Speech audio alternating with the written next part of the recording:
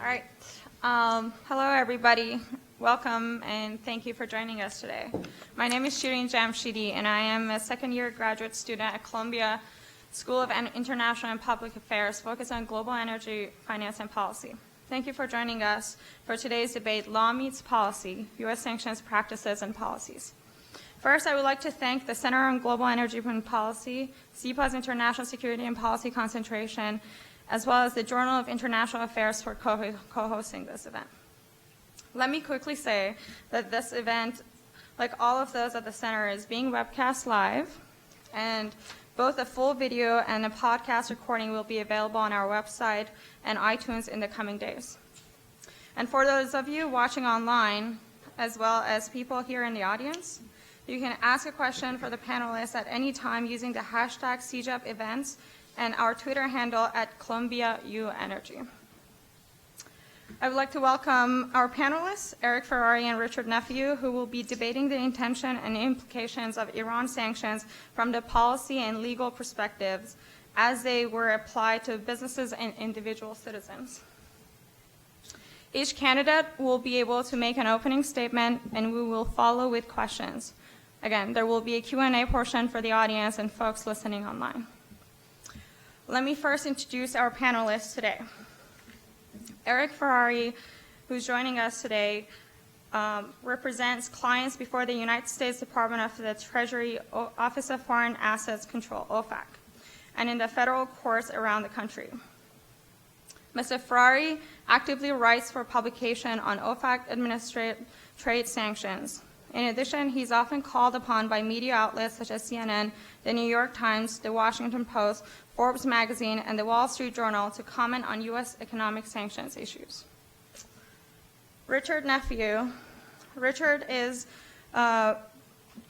here with us at the Center on Global Energy Policy as a senior fellow, and previously he was a principal deputy coordinator for sanctions policy at the Department of State. And he served as a lead sanctions expert for the U.S. team negotiating with Iran. With that, we'll start with opening statements. All right. Well, thank you very much, everybody, for being here. Really appreciate the opportunity to speak with you here today, as well as to folks who are joining us online, either now or will be joining us at some point along the way in listening to our podcast or to the video. I also want to thank Shirin for moderating our discussion today and for opening up the conversation, and especially to Erich for coming up here to Columbia and for joining me here.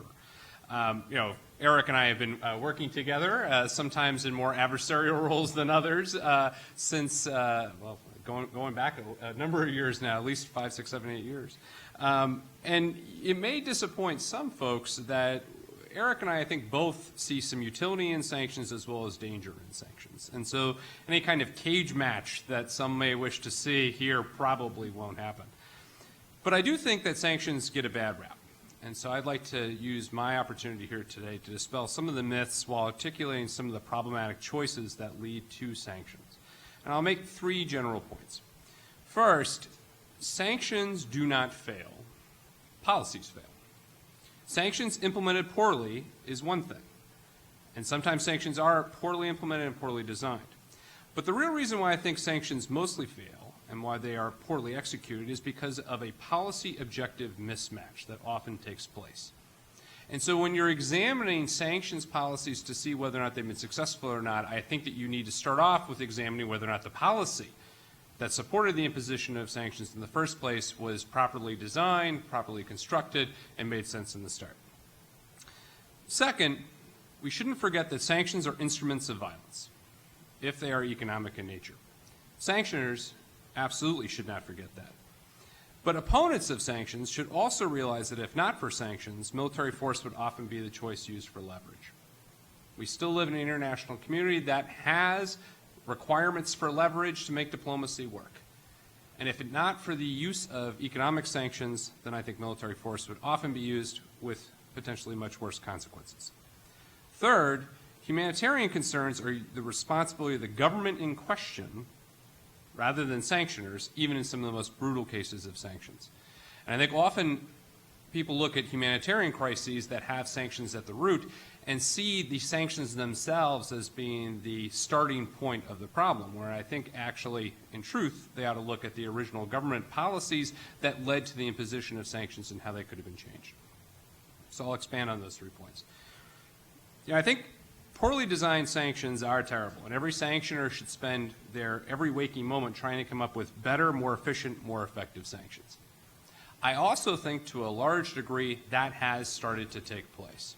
If you look at the arc of sanctions imposition from Iraq in the 1990s to Iran in the early 2000s to Russia today, I think it's inarguable the fact that the sanctions themselves have been tightened down, they've been targeted, they've been made more efficient, and they have followed a principle of minimum necessary economic force to work. In the case of Iraq, there was a complete mismatch, however, between the policies that were being pursued in the objectives that they were being structured to address. In Iraq, we had a fundamental inability in the United States, as well as some of our partners, to see that Iraq was fundamentally disarmed, and that Iraq's ability to threaten its neighbors, either through conventional military capabilities or through weapons of mass destruction, had been decisively dealt with both through the first Gulf War and then through 10 years imposition of sanctions. But the problem, and the reason why sanctions started to break down at the end of the 1990s, came from the fact that there was no understanding and there was no policy for how to lock in that situation going forward. Instead, there was a sense that if sanctions ever went away, you would automatically have a reversion to Saddam Hussein's aggressive tendencies and invasion across the Kuwaiti border, pursuit of weapons of mass destruction, and being able to threaten and actively trying to threaten Iraq's neighbors. I think the case for that has not been proven. And in my opinion, had the policies been more effectively shaped, sanctions could have led to an arrangement with Iraq that might have locked in the objectives of Iraqi disarmament and absence of WMD that, in fact, sanctions had already achieved. Instead, what happened was that there was an attempt to lock in those benefits through absolute minimization of any risk of Iraqi resurgence. And the only way that you could do that was through invasion and military force. Because of that, the support for the sanctions regime being maintained also started to fracture, because there was no clear end game in mind. There was no understanding of when enough was enough, when the objectives had been satisfied. And so, in my opinion, the problem was not the fact that sanctions started breaking down at the end of the 1990s, but because there was no clear understanding and agreement amongst the sanctioners as to when enough had been achieved, when the objectives had been met, and then how to lock in the gains that had been achieved going forward. From that perspective, the problem that we actually had in the case of Iraq was not sanctions fatigue or sanctions failure, but rather that sanctions had become an obsolete instrument and no longer were the best way of achieving the objective of Iraq remaining disarmed. All that said, I think that we also have to bear in mind, again, that sanctions are an instrument of force. They're an instrument of leverage. They're an instrument of violence. I think there is often a temptation on the part of Western officials to avoid talking about that. And especially after Iraq, there is a desire to present sanctions as being bloodless tools. In every press release you're going to see coming from the United States government, there will be a mention of the fact that there are humanitarian carve-outs for sanctions that are being imposed. And there are. There are carve-outs to ensure that food, medicine items are allowed to go into countries, for instance, into Iran throughout the 2006 to 2013 period. But making those kinds of arguments obscures the fact that the purpose of sanctions is to inflict violence upon a foreign government such that it changes its policies, such that it does something different. And when there is too great of an effort to try and say, we're not trying to force somebody to do something else, we're not trying to apply a whole lot of pressure, the leverage we're trying to apply is being strictly limited, I think that becomes a message confusion that makes things very difficult for sanctioners to fulfill their policy objectives and frankly, for them to be appropriately scoped out. All that said, I think that to suggest that sanctions are the equivalent of invasion or military force in all of their practical consequences is a bridge too far. And often you'll see that, particularly in sanction skeptic audiences, the fact that there's a discussion of 500,000 dead Iraqis as a result of the sanctions that were imposed throughout the 1990s making it very clear that sanctions or war doesn't really matter. They're both instruments that attack populations and are intended to cause populations harm.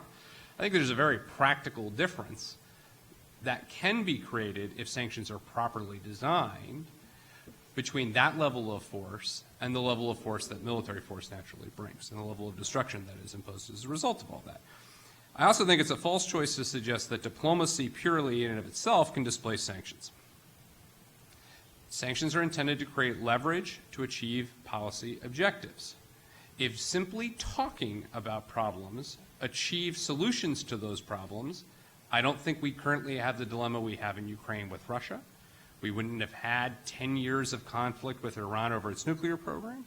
We would not have had the issues that we did with Myanmar over its political repression. And so in all of those circumstances, something needed to be introduced in order to give diplomacy that additional edge, that additional leverage in order to achieve its fundamental results. And I would say that if you had to pick between your tools, the use of military force and gunboat diplomacy is by far not as preferable as using economic force, particularly if you are careful and effective in how you target and design it. The last point I would make comes back to the issue of humanitarian concerns and how those can be appropriately addressed. If sanctions were imposed purely for spite, then opponents of sanctions for humanitarian reasons would have an argument about them being purely a humanitarian catastrophe, and that in every circumstance sanctions are simply used to harm domestic populations to ensure that they are rendered subservient. The reality is that sanctions are only imposed on states that have made, at least in the judgment of large parts of the international community, the wrong choices. And from that perspective, they also own some of the basis and some of the reason behind the sanctions being imposed and the ability to get those sanctions removed. Earlier I was joking with Sharon about grades and how students can affect their grades. Well, they can. You do hard work, you write your good papers, you complete your tests on time and all that, and you're going to be able to get a good grade. States that have sanctions imposed against them have a large part of control about when sanctions are removed, if they are prepared to take the kinds of steps required of them by the international community. Would anyone truly argue that Saddam Hussein did not have the ability to lessen the humanitarian suffering of the Iraqi population had he simply changed some of his policies in the 1990s? One of those policies at the forefront being the fact that he refused the Oil for Food program for 3 years, which led to a lot of suffering of the Iraqi population. Similarly, would anyone argue that Iran had the ability to change the course of its economy had it simply addressed the concerns the international community had with its nuclear program early on? The entire sanctions episode of 2006 to 2013 could have been avoided. And last, would anyone argue that Putin is not, to some degree, responsible for the economic problems that he's created for the state of Russia? So I think the truth is that while sanctioners have a responsibility to deal with humanitarian consequences, and I think we'll spend a lot of time talking about that, so does the government that prompts the imposition of sanctions. And they have a responsibility to address those concerns by looking for changes that they can make to their policies, just as much as governments imposing sanctions need to adjust those policies when they find that they're prejudicial to humanitarian concerns. I think I'll stop there. Thank you. What he said. So first of all, thank you to Sheedy and the organizers, SIPA and the Center, for having me. This past weekend was my 10th year law school graduation party. I didn't attend, unfortunately. I had some other matters to attend to. But when I did leave law school, I never thought I would be on a panel speaking with someone like the likes of Richard, who's accomplished what he has. So I'm very honored and humbled to be here. And plus, this also justified a free trip to New York, and I wasn't going to turn that down because I love New York. And it was in New York in 1982, where, well, actually out in Long Island, where two individuals, Carlton Ridenour and William Drayton, met at Adelphia College. And they would meet, make history, and go on to influence millions of kids of my generation. In 1988, these two individuals, then known as Chuck D and Flava Flav from the rap group Public Enemy, dropped an album called It Takes a Nation of Millions to Hold Us Back. And the hit single on that album was called Don't Believe the Hype. It serves as a theme and influences my opening statement to you here tonight. In the promotion for this event, I was billed as a Sanctions Defense Attorney. And that's true. I've defended a number of people in criminal prosecutions and investigations for sanctions violations, as well as civil violations for sanctions violations. But a substantial amount of my work involves helping companies understand and comply with sanctions, more of a regulatory, administrative kind of lawyer. But the defense lawyer moniker is one I will gladly adopt because the defense bar plays an important part in American jurisprudence and in our legal history. A lot of people don't like defense lawyers. They think that we're trying to find loopholes so bad guys can get off and go on to do bad things. But that's absurd. What defense attorneys are they are there to make sure that the government follows the rules that our society has put into place to protect us from authoritarianism. We are there to challenge authority, not out of some nihilistic desire to tear down the institutions that protect us, but rather to test the assumptions and process by which the government carries out its functions. And that intention is to make the government become better at administering justice, at protecting civil liberties, and at respecting human rights. I fully believe that the use of economic sanctions is an indispensable tool in the U.S. foreign policy toolkit. I think its value has been proven time and time again. I do not writ large believe that the use of sanctions is illegal, nor do I believe sanctions are inherently unjust by their nature. Therefore, I adopt many of the beliefs of my co-panelists. Further, as Richard mentioned, I've worked with him and interacted with him when he was at State and with many folks who work on similar issues at State and Treasury over the years, and I found them to be extremely smart, well-intentioned, and considered folks who have a very tough job to do. But as Richard also alluded to, and I agree with him, we should not kid ourselves about this tool. Sanctions have devastating consequences for their targets and for people who are individuals and businesses who are remotely connected to those targets in some way. It is an instrument of warfare. Some people over the years have taken issue with my characterization of sanctions as an instrument of warfare, but I think you need look no further than Juan Zarati's book, the title of which is Treasury's War, Ushering in a New Era of Financial Warfare. Juan Zarati was the head of the Office of Terrorism Finance and Financial Crimes at Treasury. His exploits during that time are memorialized in that book, and he's often thought of as a thought leader in this field, and his accomplishments are lauded by the pro-sanctions groups in Washington. So I don't think it's unfair to call it what it is, which is financial warfare, and I think his characterization is correct. We know that war means casualties. People will be harmed, and I don't have a problem with that. I can live with that. I can live with the American public making an informed decision that the consequences to be borne by both those in the U.S. and abroad are necessary to protect the national security of this country. But what I cannot abide, and what I'm here to discuss with you tonight, is that we are not getting the full picture on what the unintended consequences are, nor in how the government is carrying out its function in deploying this tool. I only have 5 minutes, so I can only provide 2 examples of what I'm talking about. But as I mentioned, I do some defense work, and I have defended some people in criminal prosecutions. And one prosecution comes to mind. There's a prosecution a few years ago we went to trial on, and it was an Iranian-American woman who had donated money to a charity in Iran. The charity was using the money for orphans. She was prosecuted for that crime because it falls under the category of prohibited new investment. The Iranian sanctions regulations are set up in such a way to define prohibited new investment as any contribution of funds to that country. It does not require you receive equity in exchange for your contribution. It does not require that you receive some future pecuniary benefit from that contribution. So she was prosecuted. And she was ultimately convicted and served time in jail and paid lots of money in criminal fines. That's sad. There's another sad part to that story. During the course of the trial, well, actually prior to the trial, we discovered that the government wanted to posit a theory that this money could somehow indirectly or directly benefit the terrorist group Hezbollah. As a lot of people know, Iran is a state sponsor of terrorism, according to our designation of him, and that their financing of Hezbollah is one of the reasons for that designation. Of course, there was no evidence that the money was going to Hezbollah or she had any connection to Hezbollah, nor that the charity had any connection to Hezbollah. So we sought in limine to get a ruling from the court that the government would not be able to bring up Hezbollah during that trial. And the court ruled in our favor and told the government, I don't want to hear any mention of Hezbollah. 3 times during the course of the trial, the government brought up Hezbollah, including within the first few minutes of their opening statement. Judge told the jury to disregard it, but it was already out there. As I mentioned, she was convicted. Another story I have is I represent people in Iran. And sometimes I meet those clients in other countries.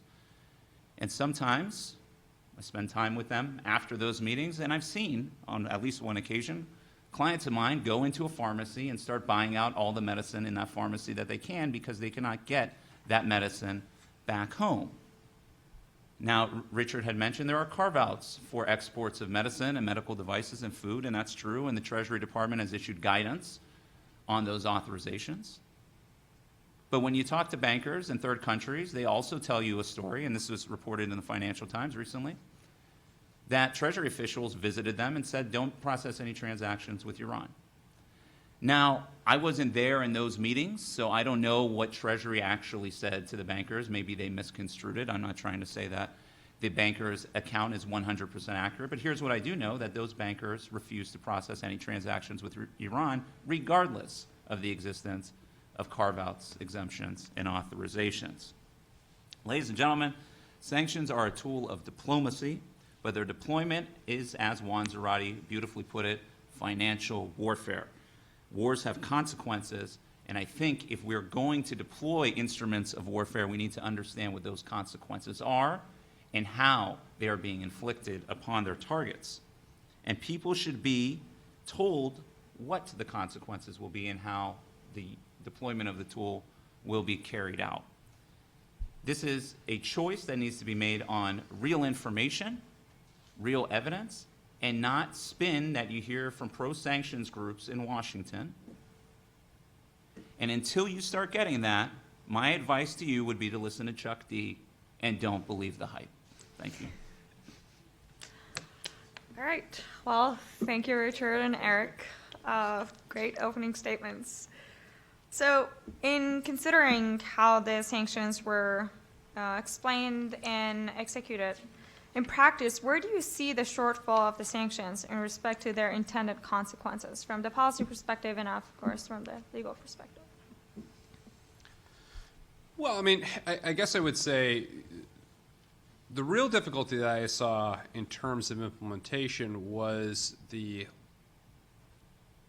lack of good information in advance as to what would happen when you start imposing sanctions, and then how to adjust them in order to ensure that the intended consequences are being achieved and unintended consequences aren't. I mean, to some extent, there's always going to be a time lag between, throwing the ball and seeing how far it goes and where it's going to land. And you're not going to have the ability to adjust immediately what you're able to do. But I think sometimes in terms of our own implementation, that lag was probably too much and too far. And I think that this is, an important point about how sanctions are evolving, that overall, the monitoring of implementation of sanctions is getting better. There are groups on the outside of government who are checking to see how implementation is going, identifying both flaws from you're not having the intended effect on the bad guys to you're having too much of an intended effect on the good guys, perspective, and I think that's helpful.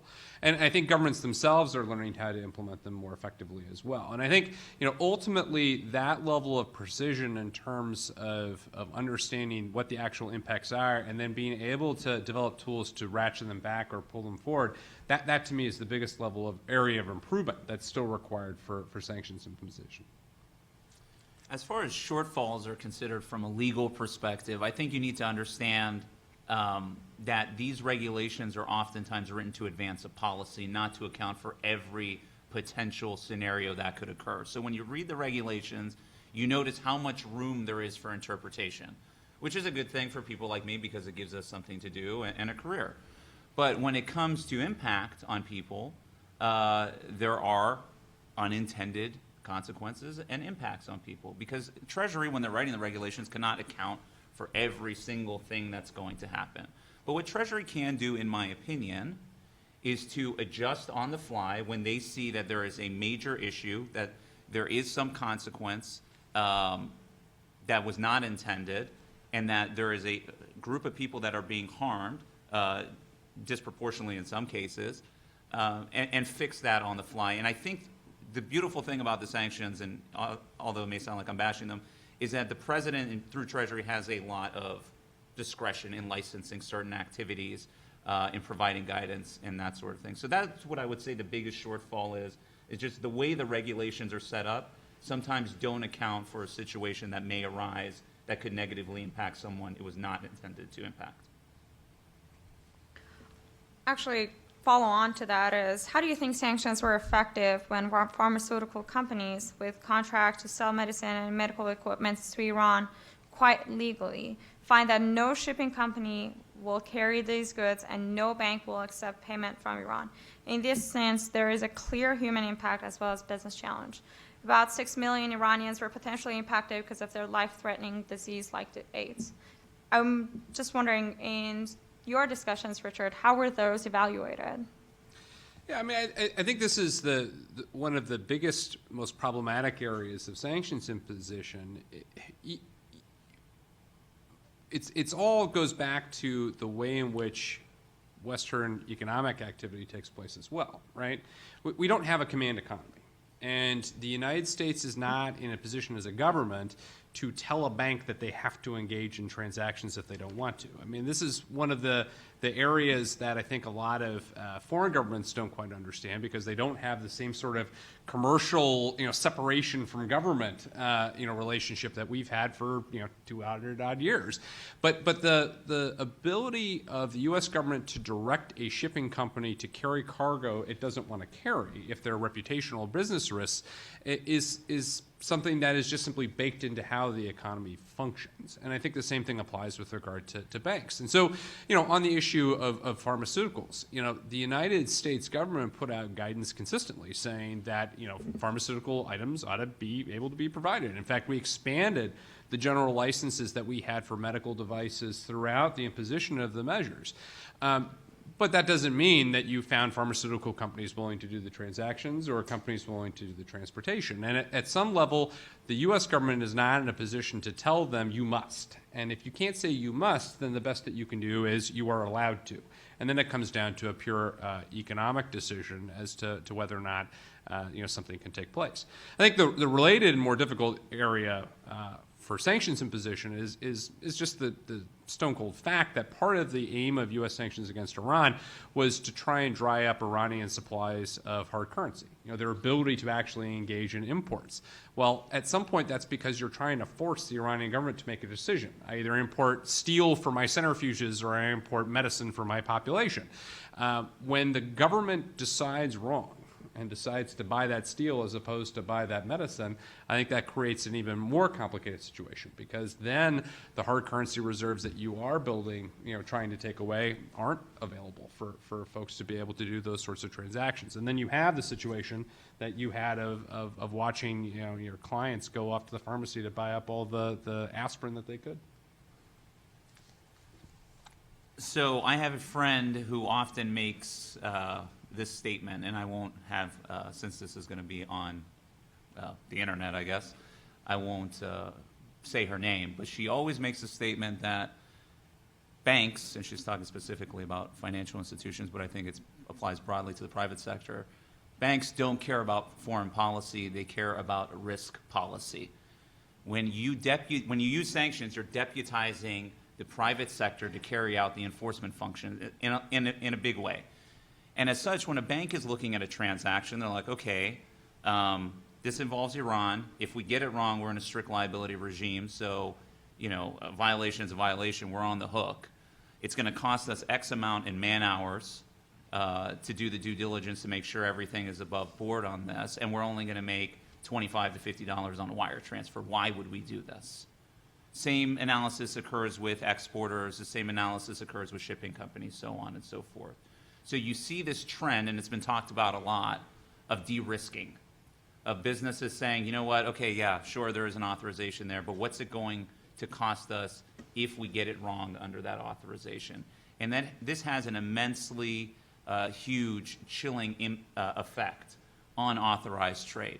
I think there are ways that can be addressed, and I think one of the ways they can address it which maybe Richard will take issue with or not, is by providing clear guidelines to exporters and banks on the level of due diligence that needs to be carried out, and then indemnifying or stating we will not hold you responsible if you follow these guidelines.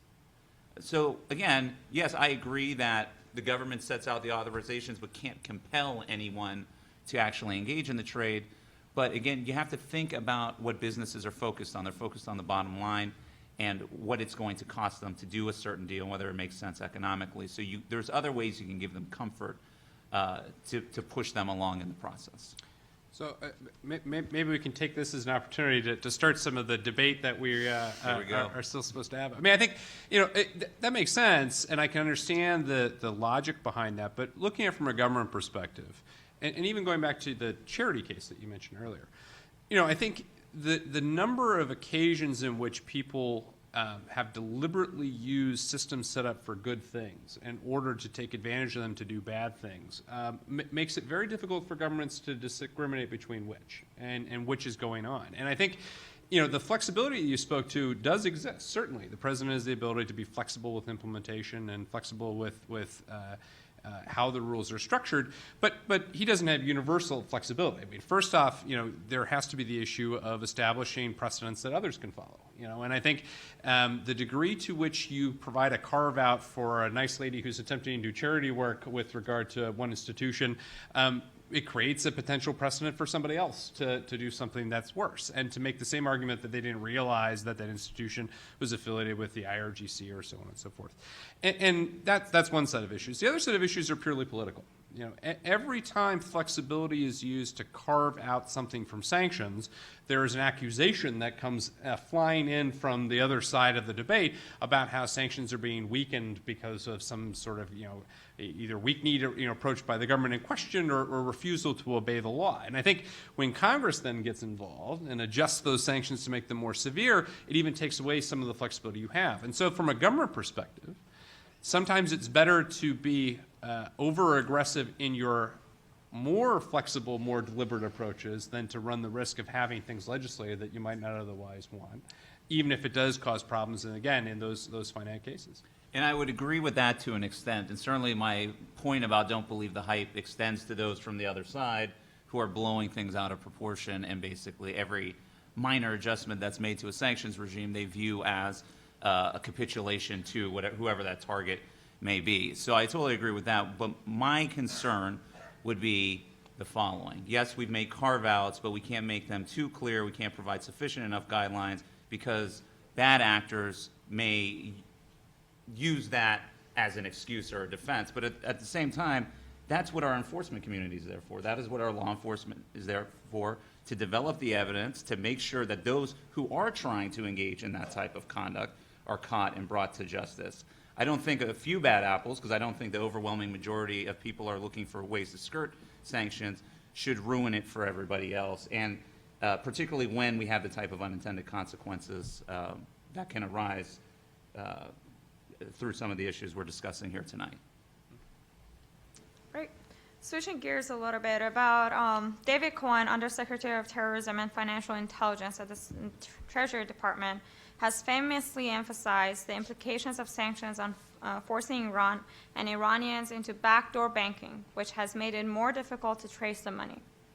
What is your thought on this statement, and how do you think backdoor banking benefited or damaged the end goal of sanctions? So, I would say, I think first off, his statement was accurate, that was the effect of the imposition of sanctions, is that, Iran was forced to abandon the normal financial sector and had to operate in more shady back channel, means. And I think that came with costs to the Iranians. I think that came with costs in terms of higher commissions they had to pay. Why? Because people could charge higher commissions. If there's only 5 people in the world who are willing to conduct a transaction, they can make their fees all the higher because there's nobody who's going to compete with them. And so from the perspective of difficulties for the Iranians, their inability to use those traditional systems and having to rely on less transparent and much more cumbersome means of financial communication was helpful, and it deprived them with resources they needed.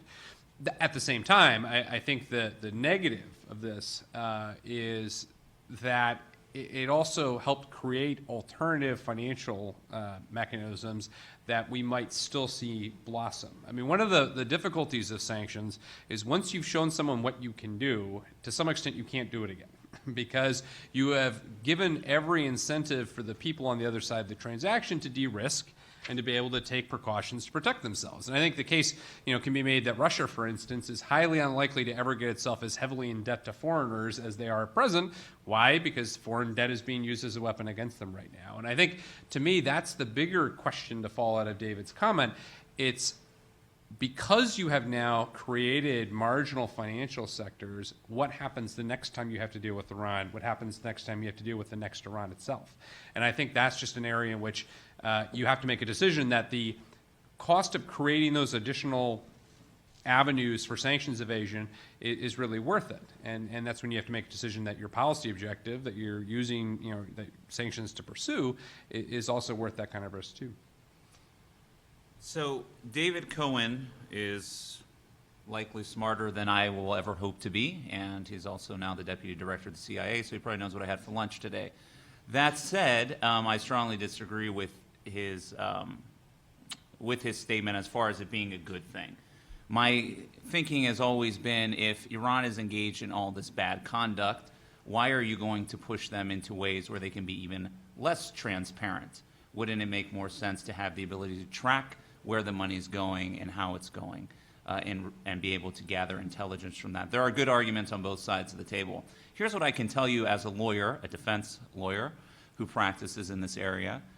9 times out of 10, when I get a client who is being investigated by the Department of Justice for sanctions violations, it is because they have received money through an informal value transfer system such as a hawala, and it was for authorized or innocuous purposes. I cannot tell you how many people have had agents knock on their door and give them subpoenas just because they received money from a relative or a transfer of a wedding gift or a sum of inheritance. We're talking about law enforcement resources that are being allocated to chasing down people's birthday presents and wedding gifts, okay? Not to mention the psychological impact it has on members of the Iranian American community in particular who don't have the ability to transfer money through formal channels. I got a story for you. My aunt, who has lived here since the late 1970s, has not traveled that much internationally, and who has an Irish last name through marriage, received a letter from Bank of America that they were investigating her account because of possible sanctions risks. This is my aunt who never transfers money, who lives a very quiet life in South Florida. And she calls me and she says, "What's going on with this?" I said, "Well, this is kind of what the banks do. They're looking in to make sure that you don't have any activity that could implicate them in some sanctions violations." So when Mr. Cohen makes the comment that, we've successfully pushed Iran into the back channels, or the back waters, I think is what he said, the international financial system, I don't think that's a good thing necessarily. You're making it harder on law enforcement. You got them chasing down leads that aren't really for behavior that's that egregious, and you're losing that ability to kind of track how Iran's moving the money. So that's my comment on that. I mean, I think, again, for purposes of kind of drawing out that point, I mean, I think there are examples, though, of law enforcement processes and allowing the leads to develop, though, also resulting in bad acts having taken place before law enforcement could respond. And I always think of A.Q. Khan and the proliferation network that he ran for 20 years, in which he provided Iran and Libya and potentially other countries with all the things they needed to pursue nuclear weapons for 20 years. To some extent under the watchful eye of Western intelligence services. And part of the reason why was because they were watching to see who all he would be supplying these goods to. Well, the flip side of that is he was able to supply all of these goods. And now you've got nuclear programs that are in Libya and Iran that you then have to roll back on. And so I think the same thing to some extent applies with regard to financial transactions. Yes, you can allow those systems to develop and you can watch how money moves, but if in the interim, watching means that you're also standing passively by while a lot of bad acts take place, I think that becomes part of the problem. And I think this goes to an issue of how international law enforcement works. And I'd be curious as to your thought on this. I mean, I think if international law enforcement was capable of policing up all those bad actors, you could to some extent leave the financial architecture in place, because you would be able to trust that when you go to any number of jurisdictions that the police there would arrest the bad actors engaged in the proliferation work or the terrorism support work or so forth. But because we don't have that kind of integrated international law enforcement, you don't have that ability, right? You don't have the ability necessarily for FBI agents to sort out all the problems in the world, and so as a consequence, you have to instead decide when you're going to close down those avenues, because that's the better bet than allowing those transactions to keep going forward and just get policed up afterwards. So I think to some extent it's part of the issue of the international system and the fact that it is so diffuse that leads to some of these needs to, instead of allowing things to flourish and then cut them off on individual nodes, cut off the whole system. So what I would say is that the U.S. has been extremely successful at getting foreign financial institutions to turn over their information. And I think if I was in the position of someone at Treasury or State, I would think it would be better to at least get that information on the back end rather than have people pushed into cash smuggling and hawala transfers where you may never, ever get the real story. And I think, you know, we're talking about costs and benefits tonight, right? I mean, that's our whole point. So that's a determination for policymakers to decide, okay, what's the more beneficial, you know, from the 30,000-foot view. But I still think we're better off getting the information we can get, even if we might not get it in real time. And I think we would save a lot of law enforcement resources by addressing some of these issues. Great. So now we're in the world of post-Iran deal, the P5+1 joint plan of action with Iran deal. What role does the risk of snapback play in keeping companies from investigating in Iran? And I'm curious to hear your thought on, obviously, the implementation, but also Erich's, how are businesses approaching you about the deal and the next steps?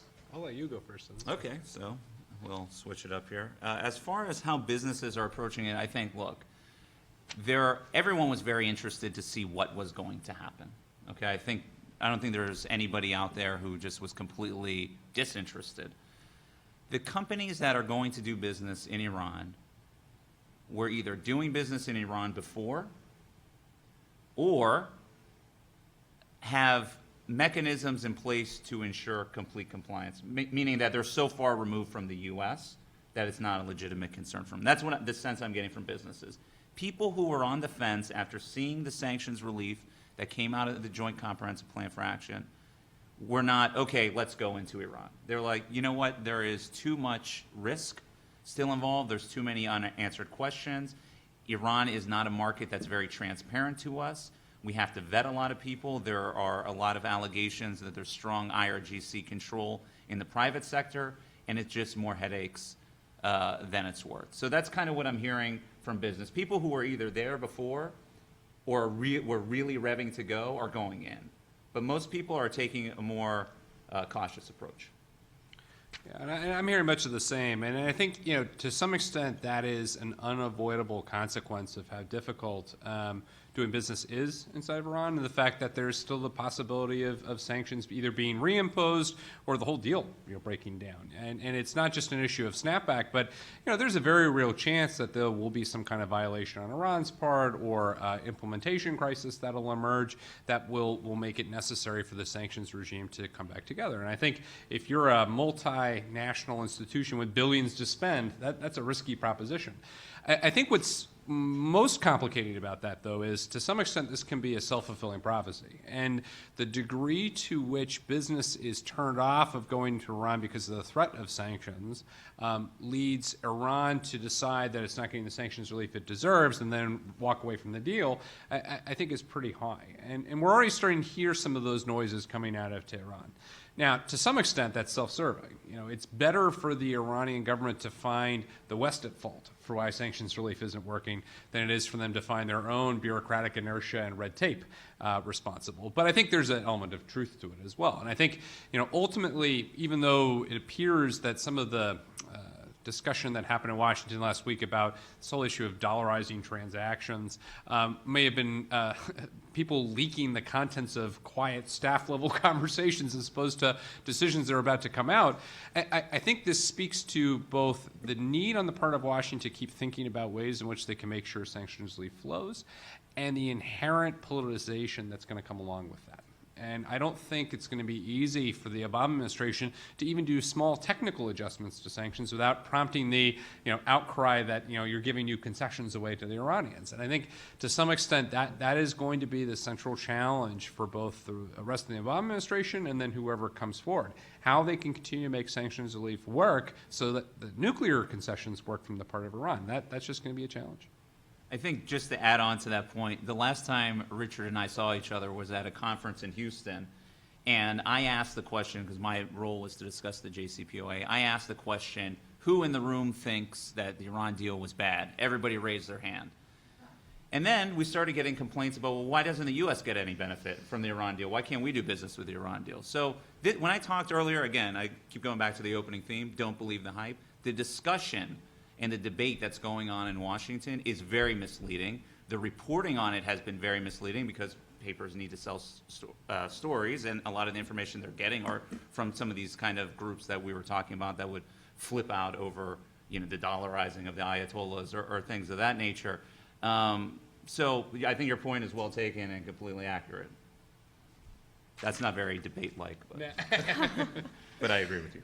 Great. Last question before we open it to the audience. The focus of this panel is definitely identifying the unintended consequences of policies and mitigating them.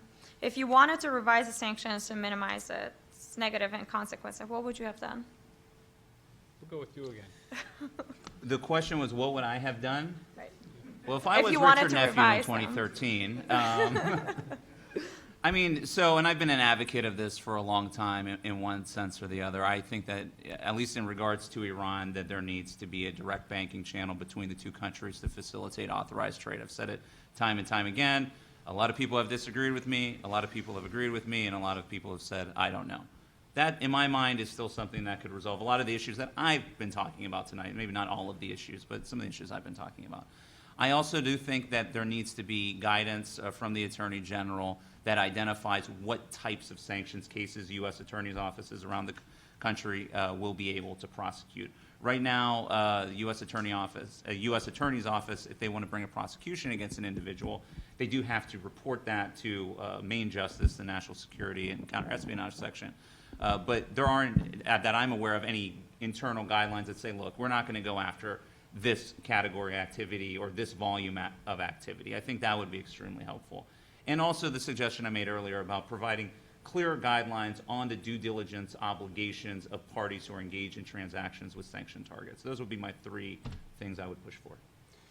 Yeah, and I think actually, again, not very debate-like, but the primary one that I would do is the banking channel. And I think I would expand on that a little bit. It's not just the issue of a banking channel, which it's got its own complications, because to do that, you would have to structure a direct banking line, which means you have to have compliance officers of a bank working side by side with U.S. federal officials and basically allow the feds into your bank to help run your compliance shop, and at least insofar as those transactions are concerned. And I think there are all sorts of issues that come along with that. Competitive issues, if you reward Citibank with that and you are therefore hurting Bank of America, because those fees that are going to Citibank as a result of this aren't going to Bank of America, or vice versa. And I think the complication that comes along with that is pretty severe. So to some extent, the type of banking relationship that I would actually suggest is less a designated bank-to-bank relationship, but a set of very clear rules that are established with the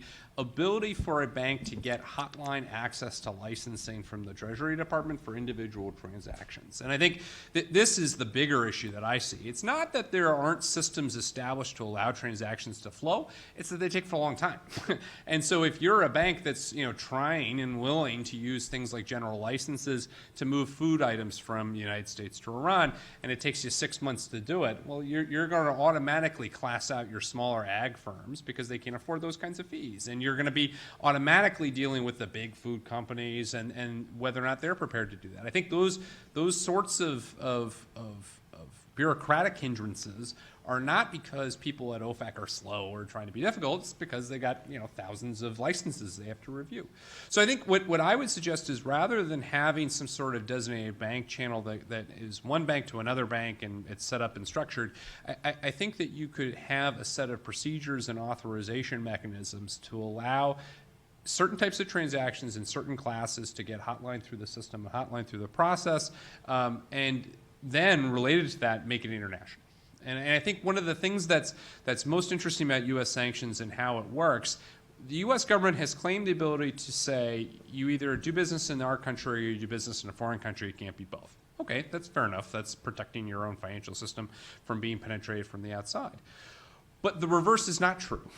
Just because the United States government can license a U.S. bank to do certain transactions, it can't license a foreign one. And what that breeds is resentment for the U.S. sanctions regime from abroad. And there's a suspicion that the U.S. government is trying to position Citibank to take advantage or Bank of America to take advantage when they really aren't. And I think there needs to be some kind of mechanism established to allow for international licensing and cooperation amongst countries in how you license those sorts of transactions. Now we're going to open it to, let me just make sure that we get a mic, because we're, for her. Yeah. Thank you very much. You talked about banks, you talk about corporations, and except for your aunt, what about the people? If you do, all of a sudden you may wind up on a list, the CIA contact you or any other organization saying you did something wrong. How do you disseminate the information that someone like your aunt and others are aware of? They may have done something that they shouldn't have. If I do something and all of a sudden I have the CIA at my door, how do I don't know I did something wrong. It isn't laid out for me what I can or cannot do. So what do you do about that to disseminate this information? So me in a personal, individual capacity. Or others, an organization, Sure. government. Well, I think Treasury, so let me put a plug for more funding for OFAC. I think that they need more resources. They have a huge mandate and they don't have the resources necessary, but they do from time to time do public outreach to particularly impacted communities such as the Iranian American community. I was very involved in organizing some of those events. They do a yearly symposium. They have resources available on their website. They've become very good about issuing frequently asked questions. I think the real problem is people don't even know to think about it. And that is a question I don't have an answer to, but you're right, and it is a real concern. We do get people all the time who say, I had no clue about any of this.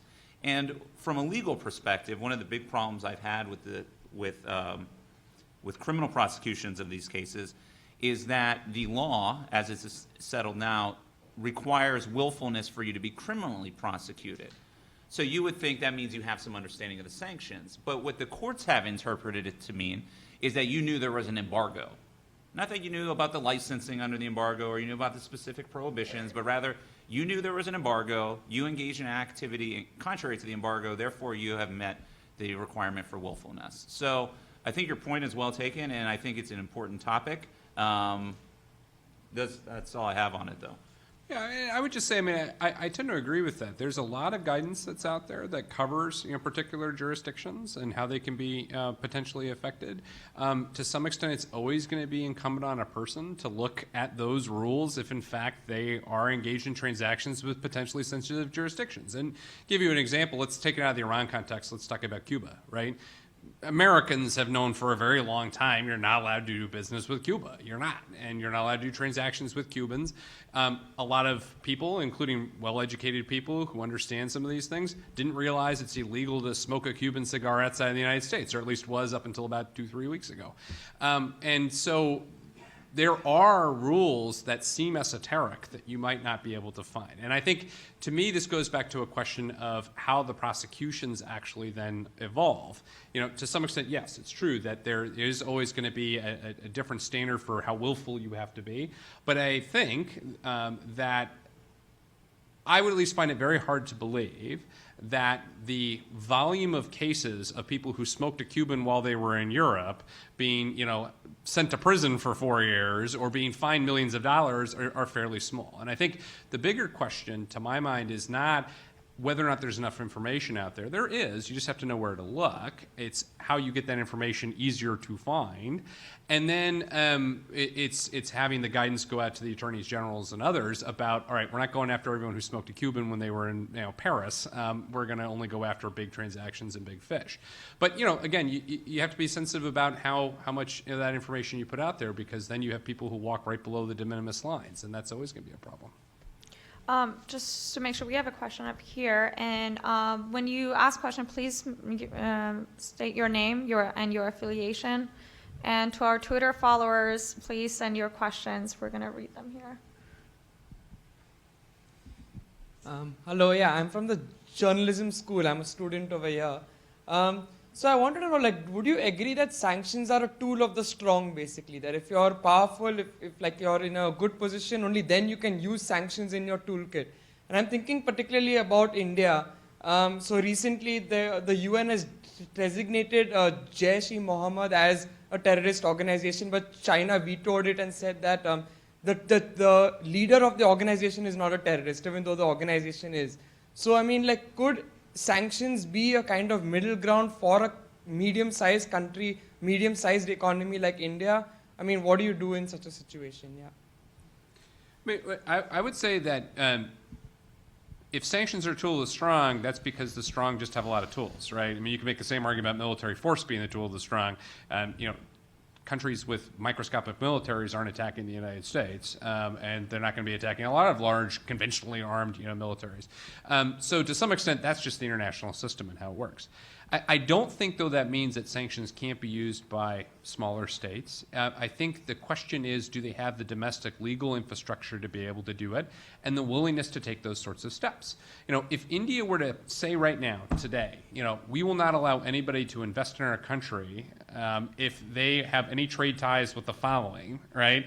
And were to list 5 different people that India considers to be terrorists, I think that would have a chilling impact on companies' willingness to participate. Now, that's in part because India is also strong, right? India is strong from the perspective of being an attractive market that people want to get into. You're not going to have that kind of position if you're a tiny, country in the South Pacific. So, are sanctions a tool of strong? Sure, but you have to define strong. And I think countries will always have certain points of leverage that they can use and employ. It's not just the United States or China, and it's not just things that can happen at the UN. Countries can have their own domestic legal stances.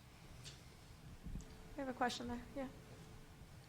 Hi. Yes, I joined what you said earlier regarding the CIA. Sorry, could you state your name and your affiliation? Yes, Yusuf Bahami. Good evening.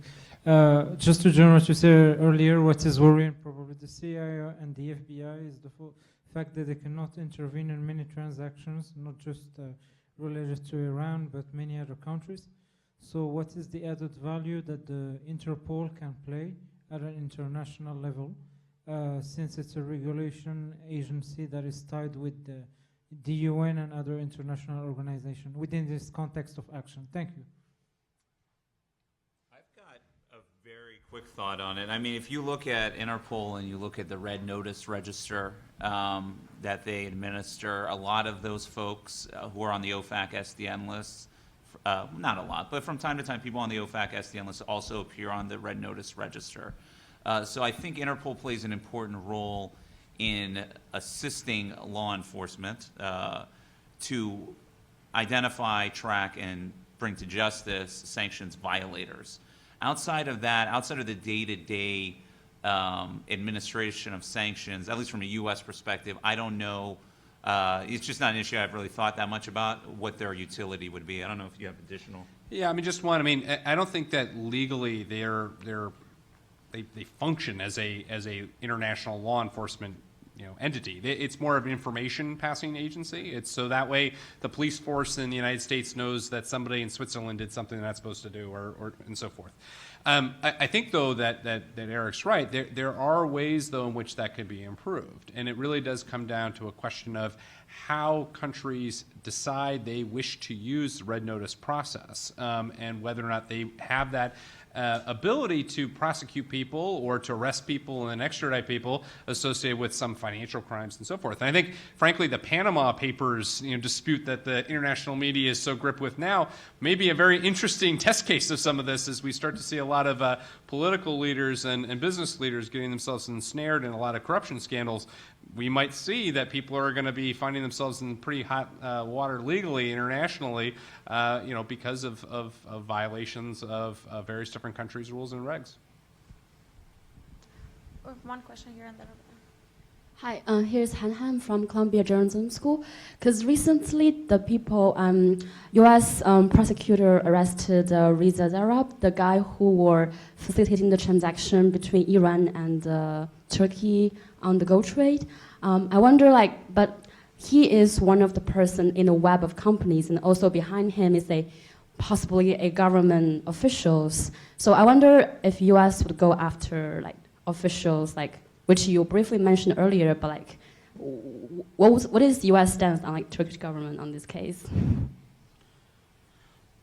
So, I mean, I'm not in a position to speak for the U.S. government's stance anymore. What I guess I would say is, the U.S. government has before prosecuted government officials for breaking U.S. law, but there is always a question of how one fulfills that decision, right? You can indict a government official, but if they don't come to the United States and they don't come to a place that's willing to extradite that person, then that indictment is mostly symbolic. And I think, what you see in that particular case and what you've seen in other cases is that procurement agents are not government employees, but they have to some extent act as agents, and so they're willing to expose themselves, and they'll go to jurisdictions where they can be arrested. I think that ultimately, that's where you're going to see a lot of law enforcement action take place, as opposed to government employees. Particularly if a government employee, is never actually going to venture to the United States. It'd be one thing if they came to Disney World, and I have a funny feeling they won't. So, I think what it really comes down to is the practical consequence of how these kinds of networks and these operations take place. And most of the time, it's not government agency individuals who are, venturing outside of their home jurisdictions and exposing themselves in that way. Prosecutorial discretion is an interesting thing because on one hand you have clear violations engaged in by certain parties which are investigated and evidence is developed that could be used to indict those parties, and yet those individuals are never charged. Then you have cases such as the ones I mentioned earlier where the conduct is less egregious, the evidence is less well developed, and yet the prosecution seeks an indictment and carries out a prosecution of those parties. My belief is not that the U.S. would always, in every certain circumstance, shy away from the prosecution of a foreign government official. Certainly, Richard is right. It has been the case that foreign government officials have been prosecuted in the past, but you are walking a very thin line as to whether or not that's a good idea, because it's obviously going to put a lot of tension on diplomatic relations with that country. And there are a lot of factors that go into whether or not it's a smart move to prosecute a particular individual, even when they're engaged in conduct that you know to be in violation of the laws that you are charged with administering and enforcing. So I think a lot of that also comes into play as well. There are decisions that have to be made on who's going to be charged and who's not, and charging the wrong person could lead to a major international event. And there's also issues, too, of diplomatic immunity, too, and how that operates, sure. and certainly what context, somebody's in the United States. If they're here under the UN Headquarters Act, right. Then there's somebody you're not going to be able to arrest and put in jail, because of U.S. treaty obligations. We have a question there. Hi, my name is Mateen Hekmat. I'm not affiliated to SIPA, but I'm a structural engineer by trade. My question is, do you think that we've crossed the line with North Korea on sanctioning and we're on a path to the military option? And if not, if sanctions are effective, how do you sanction a country even more? So, I mean, I guess I would say I don't think that we are on any defined course towards conflict with North Korea.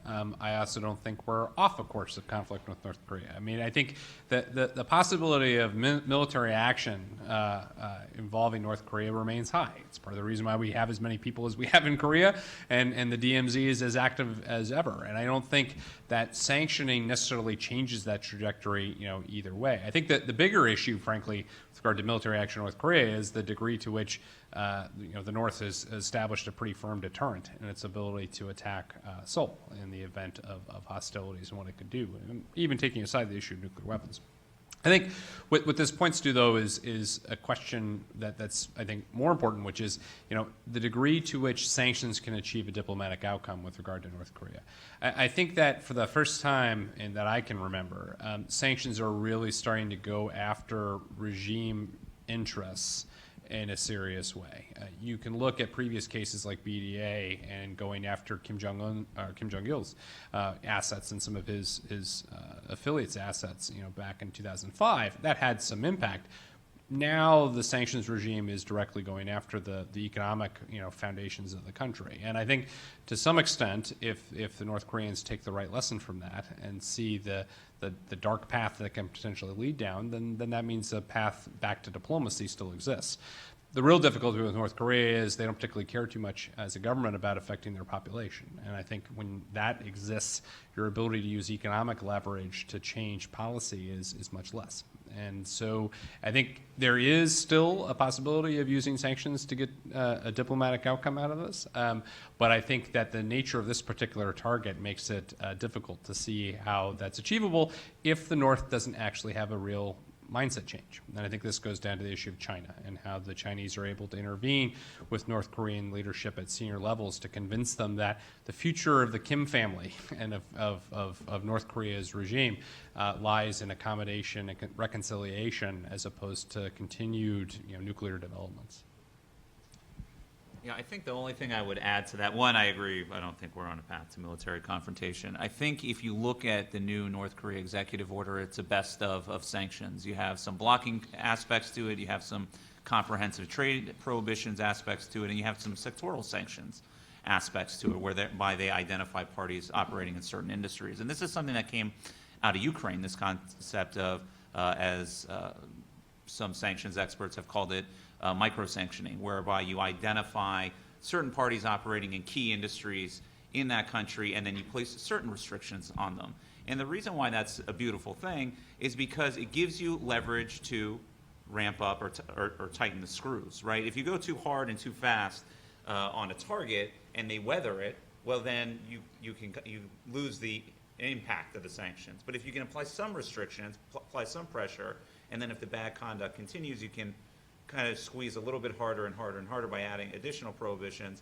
I think that's probably the answer to the latter part of your question as to how, if sanctions are being effective, can you ratchet them up further? So you want to leave room to escalate if necessary. Yeah. We'll take 2 more questions and then we'll open up for it. Yes, my name is Jim Dingman. I'm from Pacifica Radio. My first experience on Capitol Hill as a lobbyist in the late 70s was basically campaigning against the Byrd Amendment, which was implemented to allow Rhodesia to survive by getting imports. And we were there essentially to do a citizens campaign to create a sanctions regime against them, which ultimately, maybe 15, 20 years later, we know that that was part of the reason why apartheid South Africa collapsed. I'm just curious, in looking at what happened with Iran, is looking at how the Iranian Revolutionary Guard Corps evolved as an institution over several decades to the point where it is, very integral into the economy. What do you assess are the pros and cons of us targeting? How much did we target that intertwining, and how do you see it in terms of how it impacted domestically in the political situation in Iran in the past 10 years? And because I know that was clearly an objective. People, when they say they don't have the objective of regime change, they're simply lying. Well-informed people in the public are quite aware that this is an objective that we have. Why do it otherwise? So what do you see the IRGC aspect of that? Well, I mean, I don't think that people are lying when they say that regime change was not the goal. Now, I think when people say regime change is not the goal, that doesn't mean that regime change is something that people will be upset by. I mean, I don't think that anybody who has spent a lot of time looking at Iran thinks that the Iranian population is better off, being maintained under its current government as opposed to a potentially different one. Now, that doesn't mean that you go and try and do that, because the possibility of getting that wrong and having a much worse situation evolve is certainly there. And of course, there's the issue of international sovereignty and how states are able to manage their own affairs. So I don't think it's an issue of lying. I think it's an issue of you choose certain objectives that you feel like you're going to be able to achieve. You wouldn't necessarily be sad if those objectives led to something more positive in terms of government formation. And I think the targeting of the IRGC, though, was not part of a regime change campaign. It was twofold. First off, it was a legitimate, honest, and pretty transparent targeting of some of the worst activities that come out of the Islamic Republic of Iran. And the IRGC and the Quds Force in particular has been responsible for a lot of bad things, and a lot of bad things that have involved the loss of American lives in places around the world, and certainly the loss of Iranian lives. And I think from the perspective of targeting that bad behavior, there was a clear attempt to say, look, this is what this government's doing with this particular tool. Second, there was an acknowledgement that the IRGC was not just a military institution. It's a civil military institution with economic power. And I think there was a desire to use the IRGC's tendrils into the economy to be able to put pressure on the economy more generally. Because if you can tar somebody as being IRGC affiliated under U.S. sanctions, you could do things to isolate them further. I think in the end, that campaign was effective from the standpoint of it was easier to go after various different Iranian economic sectors because the IRGC kept getting involved in additional economic sectors. And so from the standpoint of efficiency and effectiveness, the sanctions were much more effective because of that. There is, of course, the reality that by putting any sanctions on Iran that isolated it, you're going to reward the people who can control smuggling networks, which is the IRGC. And so I don't think it is necessarily the case that U.S. sanctions aided the IRGC. I don't think that it's U.S. sanctions quashed the IRGC. That's clearly not true. But I think that the structure of the Iranian economy and political system made it almost automatic that the moment that you started putting real economic pressure on Iran, the IRGC is going to take advantage of that. And so the real challenge now is not an American one, it's an Iranian one. How do you undo this problem? And you don't want to just undo this because of the political problem, the military problem. You want to do it because of the economic problem. Because the IRGC, while they may be good soldiers and they may be tough stalwarts of the regime, they're not the best economic managers that are out there. And I think Rouhani is trying to do economic reform in part for political reasons, in part because of technocratic economic ones. I will respectfully disagree to an extent on certain points. Regime change, not in the traditional sense maybe, but certainly a change in regime behavior, right? So the regime is engaged in behavior. The reason the sanctions are there is to change how they conduct themselves. So when we say regime change, we often think toppling a government, installing a new one. I don't think anyone, well, I'm sure there are some people who would like to see that. But I think inherent in sanctions is the idea that you're changing the target's behavior. So I would say regime change in that sense is a goal.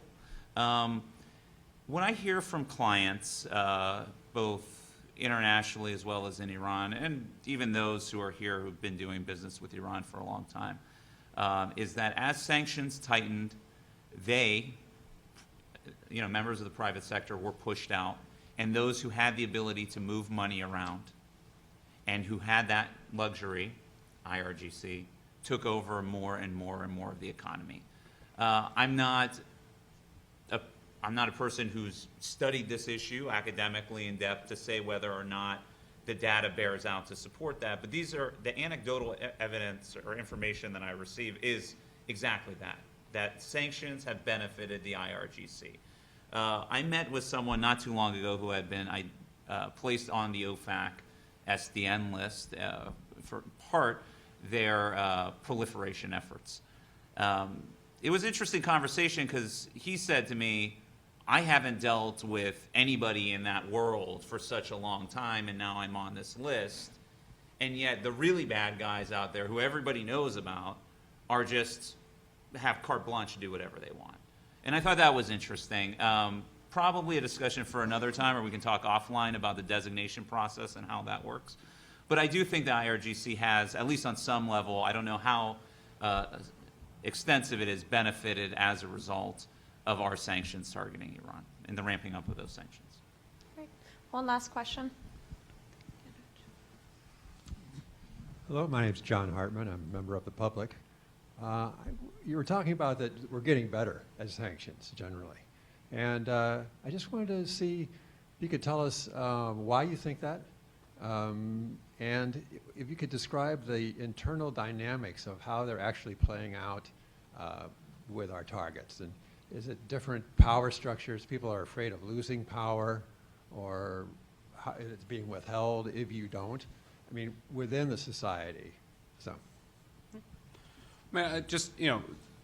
I think that sanctions targeting is getting better and sanctions regimes are getting more effective, in part because, similar to the application of military force, we're learning more about what is the minimum necessary to achieve our ends, right? I mean, you go back through history, right? You see military force being, used, small armies fighting one another, right? Civilian populations aren't involved.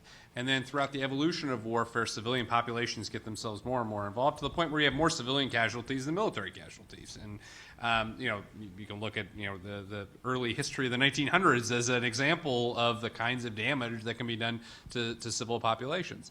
The same sort of trend line existed with regard to sanctions, that over time sanctions moved from being more modest things that affected trade balances, but not nearly as encompassing as they could, to the kind of comprehensive embargoes that were starting to be imposed in the 70s, 80s, and 90s. And Iraq was kind of, to my mind, the mountaintop of that, where you had a comprehensive embargo on basically everything that could potentially go into Iraq, and the process for allowing certain things to go in was pretty cumbersome and pretty difficult to work. Everyone involved in the sanctions universe in the U.S. government that I ever met with, who was involved in the Iraq program, realized that that was not the way to do things, and that it was overreach, and it was over-bureaucratization, but it was also imprecise, ineffective, and led to more humanitarian costs than it needed to in order to achieve the objective. And so what did you see in the case of Iran? You saw a more discrete targeting campaign going after individual nodes. Now, those nodes were still pretty big. You go after entire sectors in very large ways. And I think, as Erich was pointing out, over the course of the last several years with the Russia campaign and others, you see really a trend towards micro-targeting and going after individuals and individual sectors on a very finite basis. Again, look at Russia. In the Russia case, U.S. sanctions and European sanctions have targeted debt instruments involving oil and gas of longer than 30 days. That's pretty micro-targeted. And the impact of that has been pressure being applied exactly where it's needed, as opposed to having to require taking out the entire Russian economy and the impacts that could potentially have. So I think that, to my mind, the trend line is very positive to establishing this broad concept: minimum necessary economic force to achieve an objective. And if that's the trend line that sanctions are pursuing, then I think, just like with military force, you're going to have fewer civilian casualties being brought into the system. In the economic sense, that might just be individuals like your aunt who get swept up into it, not being swept up in the future, as opposed to kind of massive imposition of sanctions like we had in the past. So from a practitioner's perspective, I would say, being on the other side, that things have gotten much better in terms of getting guidance. Timely is a term of art in this world, but timely guidance. Treasury has become much better about issuing frequently asked questions and handling enforcement matters, again, more speedily. What I would say, though, is that they should, because they're getting a lot of practice. When you look at sanctions 20 years ago, there were a few programs. Now we have all of these programs. Sanctions are, you hear about new sanctions once every couple months, either changes to existing programs, new programs, additions or supplements to these programs. So I think, with more practice, it will continue to get better. It is a tool. It's being refined as we speak and every day. And I think from the practitioner's point of view, sanctions have not only been better from minimizing the impact of unintended consequences, but also in how the government responds to those consequences as they arise. Great. This was very great and very informative. Just want to ask if you have any closing remarks or if you want to leave it where you want to leave it. Well, I'll just take one quick word. I mean, I think Erich's last point, to my mind, is the right one, and it goes to an issue of we may be getting better at the actual execution of sanctions, but I think that we're starting to get to a point where we're using them far too much. And Secretary Liu of the Treasury Department gave a speech 2 weeks or so ago now. I was just on vacation, so I lose track of time. But he spoke to this issue, and it's something that I certainly wrote about a year ago, and other people in the field have been writing about. The concern that you're starting to find sanctions coming up in all sorts of different issues. And if you look at some sanctions, proponents' websites, you'll see ideas for everything from human rights issues, which seem sensible, to ecological issues, to protection of wildlife issues. There are a lot of different sanctions regimes that could be created. And I think, long term, there are some pretty significant risks from having a sanctions program that is everything we don't like at that particular moment. And I think that to me speaks to an issue not of how sanctions can be better used, but when you can decide that sanctions ought not be used, and how you can be more effective in deciding between using that tool versus others.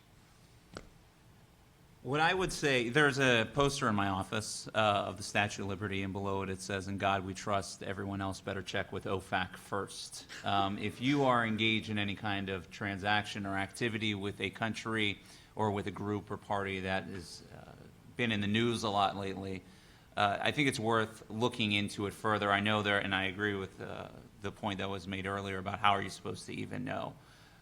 But an ounce of prevention is definitely worth a pound of cure here. It's much easier for me to resolve your issue and give you the answers in 15 minutes on the phone than it is for me to take care of your federal grand jury subpoena. So I'll leave you with that. This is a great discussion and very informative. Please join me in thanking the panelists.